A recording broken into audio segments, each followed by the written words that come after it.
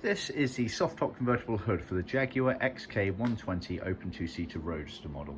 Now it's worth mentioning at this stage that the 120s had various different versions of this soft top hood, long versus short, etc. And then a lot of differences related to the window section at the back here. Due to that, there's also a bit of a crossover with the XK140 Roadster models, so the late 120s and the early 140s effectively matched up. It is all a bit confusing and ambiguous, so see our website for more clarity on that. But strictly speaking, for the purposes of this video, there is a worth bearing in mind there is a crossover between those cars. But this hood here is the long version style and has, strictly speaking, been manufactured for a Jaguar XK120 model. So just keep that in mind.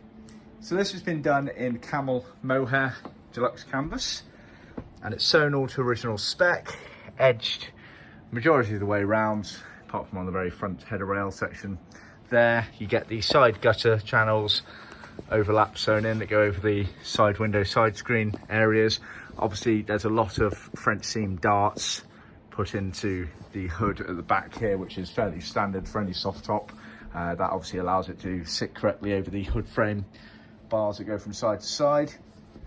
Like I mentioned, no edging on the very front bit here, it finishes at the corner here, but you do get this pocket flap here, which is used on the head rail fitment section, and obviously we supply the relevant fixings and hide them loose. The fixings are just the female ones, the ones that go actually on the soft top, the male ones you reuse on your car.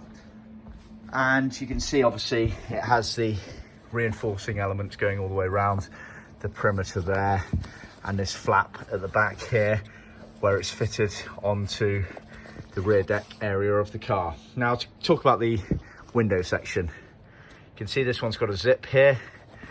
It zips up to the top section there, and it's loose at the bottom there. Same on the other side, although I haven't unzipped that side there. And this has the chrome surround on the window there.